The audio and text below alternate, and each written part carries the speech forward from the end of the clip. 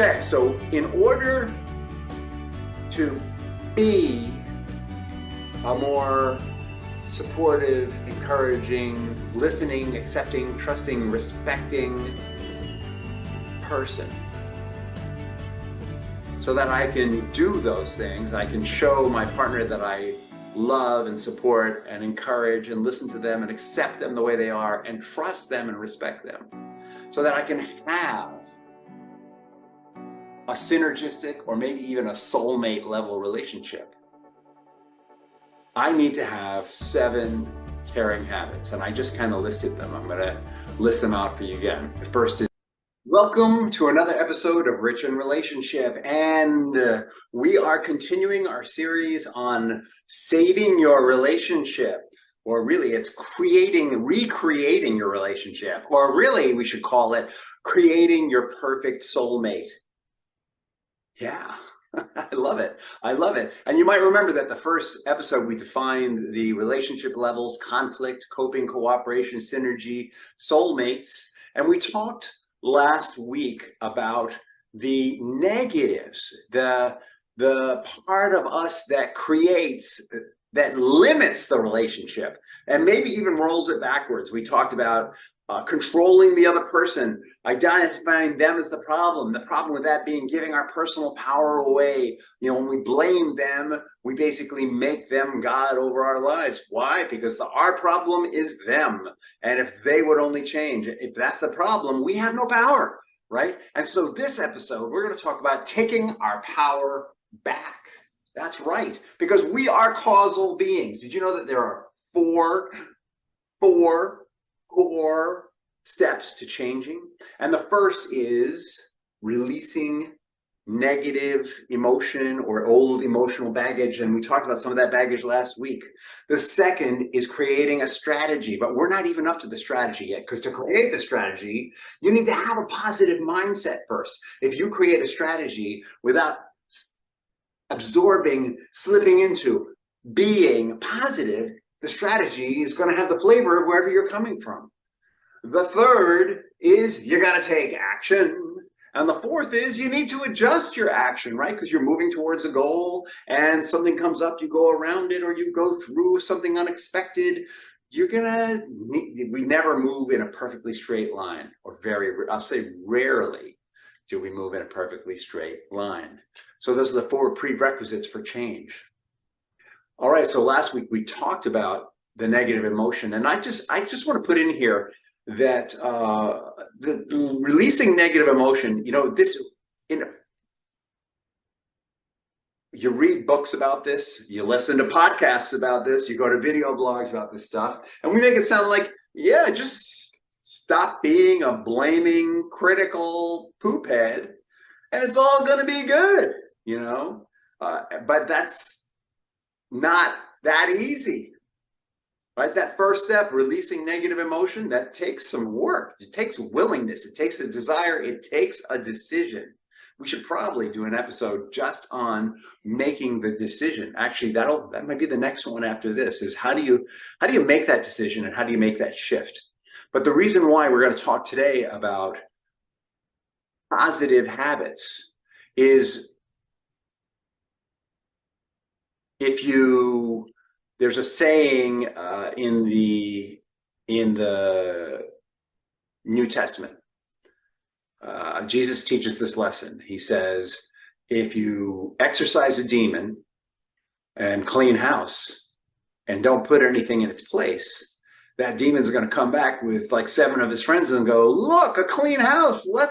Let's move in, right? So if you're going to kick something out that's negative, like controlling your partner, you best put something in there to take its place. And that's what we're talking about today. We're talking about the 7 caring habits that take the place of the 7 negative habits we talked about last week, right? You cleaned house, you got rid of the negative, you're going to bring in the positive. And the positive starts from where? It starts from the premise that I am responsible for what happens in my life. Now, if my partner goes out and takes a crowbar and destroys my let's pick a nicer car today, my Ferrari, no, my Bugatti, right? He goes out and destroys my Bugatti with a crowbar. Am I responsible for that? Ultimately, yeah. I mean, I didn't make him do it, but I contributed enough stuff to his psyche that he thought that was a good idea. I have responsibility. Did I make him do it? No. Did I contribute to his decision? Yes. I have responsibility. If somebody shoots someone on the other side of the planet, did I make that happen? No, I'm not God. Do I have responsibility?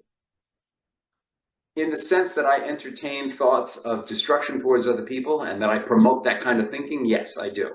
Right? So there's responsibility for what I can manage between my own ears. I'm not responsible for that person's actions, but I'm responsible for what I manage between my own ears and what those actions are a reflection of. That's the best way to put it.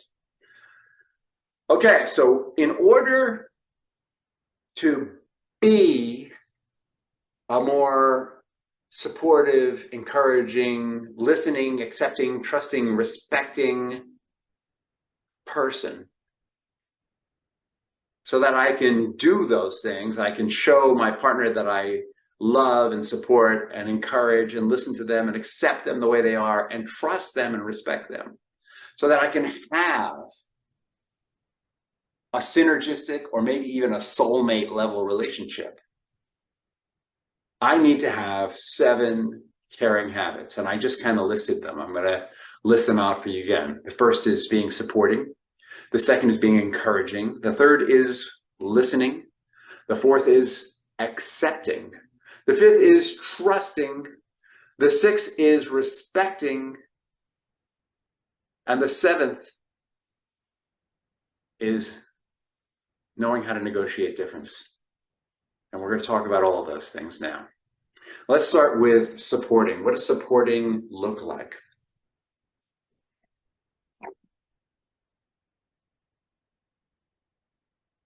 Supporting is going to require some understanding of what they want, what they dream of for themselves, and what they hope to accomplish in our relationship together. So if I'm going to support someone, I need to understand and maybe even buy into what it is they're dreaming. And then hopefully I'm creating some dreams together with them. There's this great story about a basketball coach. There was an NCAA basketball coach who was the winningest basketball coach of all time. And one of the business magazines interviewed him because they wanted to know what his secret was. And he said that he did this. It's really hard. The reason why it's hard to be a winning NCAA basketball coach or college basketball coach is your team is always changing rapidly, a lot faster than a professional team, right? Professional teams will hold on to some players for years and years.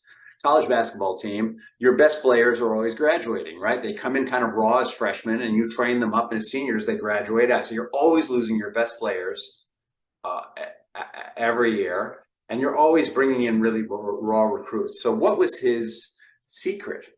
His secret was that with every group of freshman players, he would sit down and ask them, what do you want to accomplish? And they'd say things like, oh, I want to be a better basketball player, and I really want to make you happy. And he'd say, okay, that's great. But what do you want to accomplish? Why are you in this college? What do you want to get out of life? And they would say, oh, well, I want to be an engineer. In order to do that, I need to pass this course and this course. Wow, this is really challenging, da, da, da, da.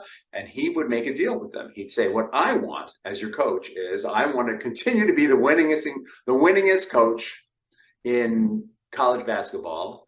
And so I'm going to make a deal with you. I'm going to make sure that you take all the steps you need to get what you want while you're in this college, the thing, to become an engineer.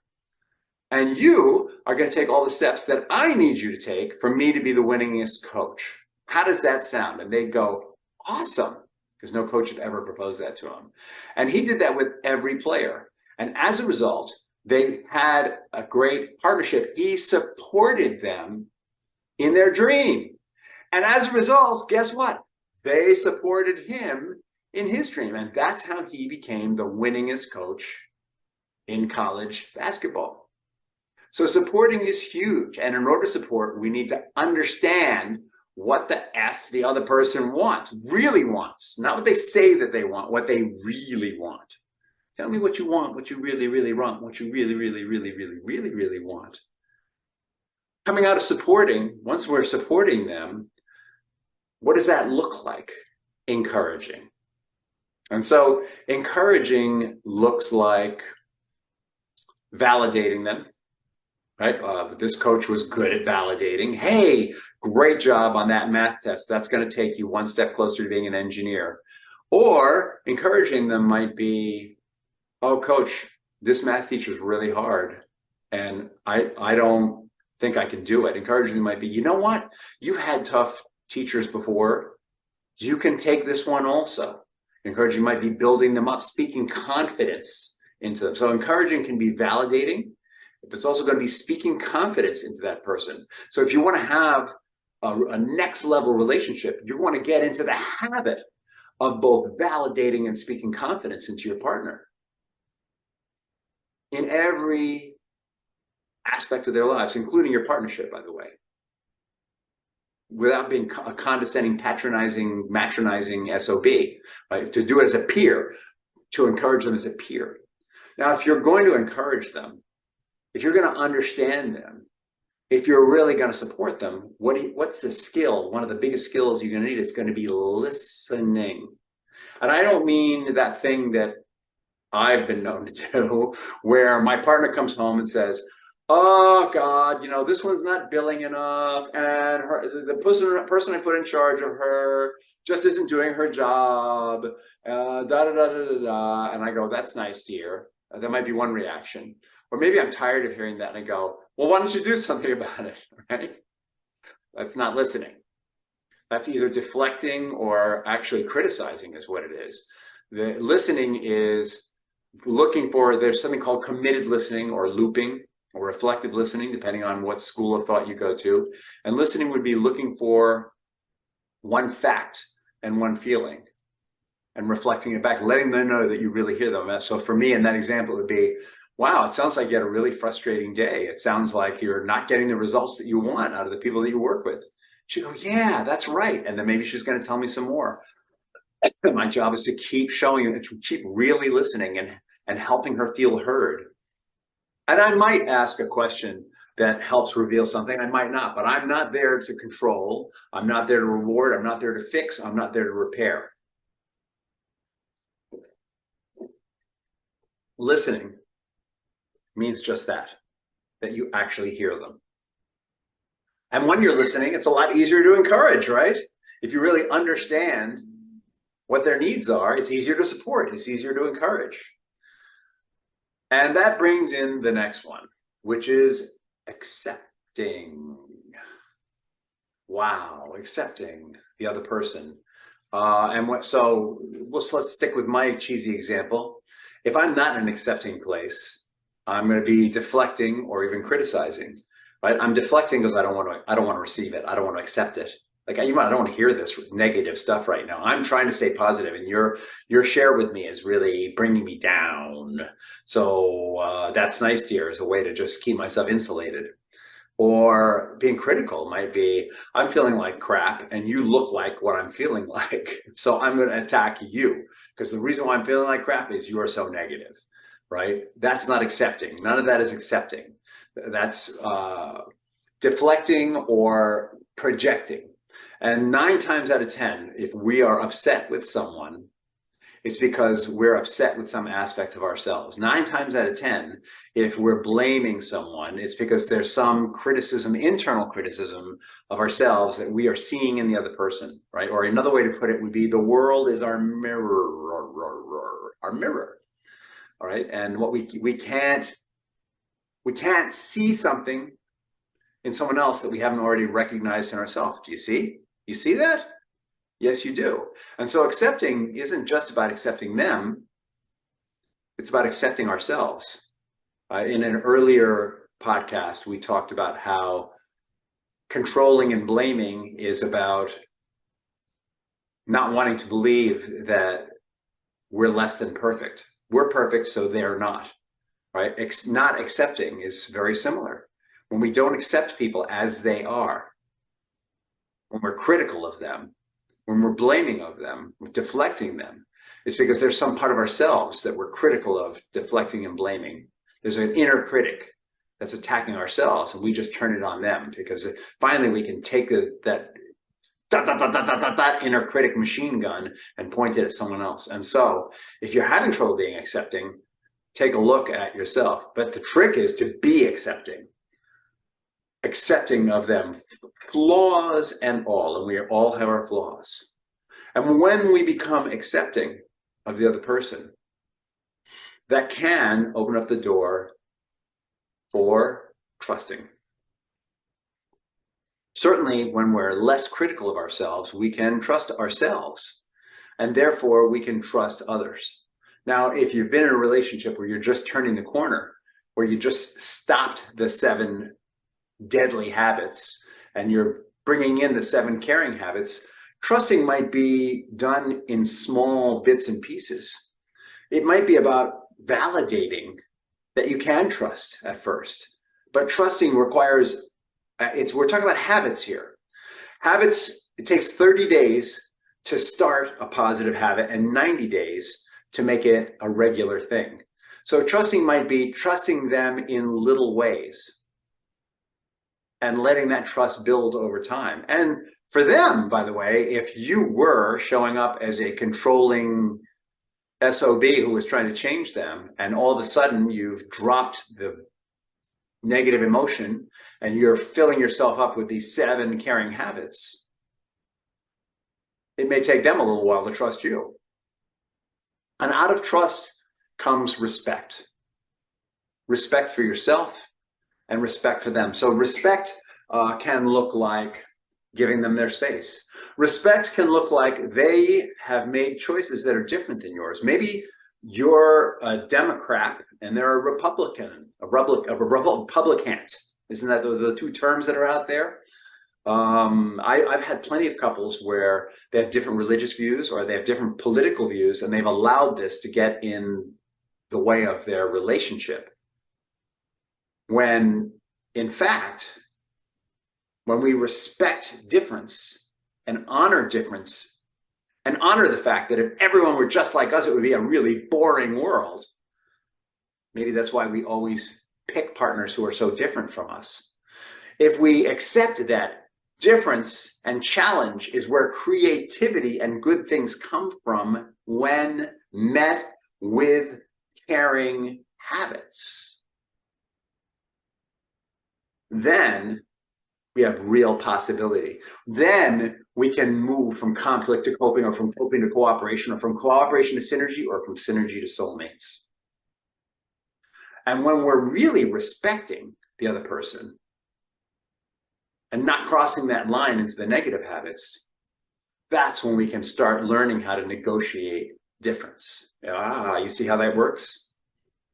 Got to respect difference before you can negotiate difference. If you're critical of it, or shaming of it, or afraid of it, you can't negotiate it. But when you're supportive and encouraging and listening and accepting and trusting and respecting, you now have the groundwork for negotiating difference. And all the juicy stuff in life has come out of negotiating difference. What's hip hop? Hip hop started out as a complaint for musical exclusion and has now taken over our culture. Hip hop started out as a complaint about class exclusion, about race exclusion, and it's exploded into a success story that crosses all classes.